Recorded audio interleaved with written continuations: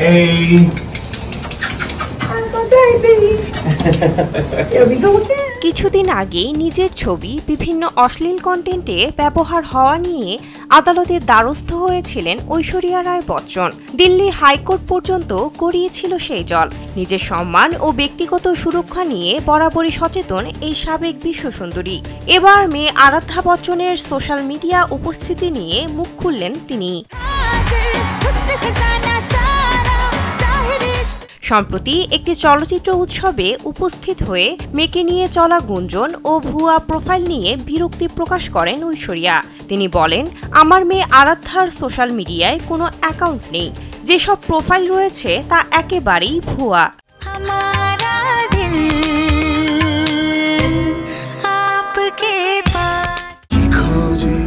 Sensation classic strawberry ও coffee ভ্যারিয়েন্টে।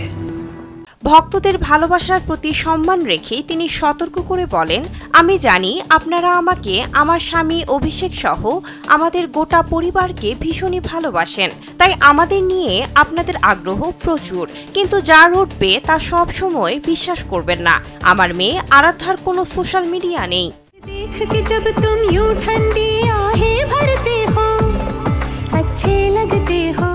মেয়ের প্রসঙ্গ ছাড়াও এদিন সোশ্যাল মিডিয়ার নেতিবাচক প্রভাব ও আসক্তি নিয়ে গুরুত্বপূর্ণ পরামর্শ দেন এই অভিনেত্রী।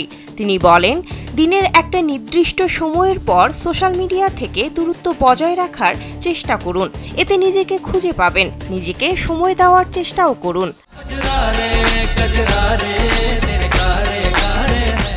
সোশ্যাল মিডিয়ার সর্বস্ব জীবনযাপনের সমালোচনা করে ঐশ্বরিয়া আরও বলেন, জীবনকে সোশ্যাল মিডিয়া কেন্দ্রিক করে তুললে তা খুবই সমস্যার। এটা থেকে যত বিরত থাকবেন, জানবেন দিন শেষে নিজেরই লাভ, তাতে ভালো থাকবেন।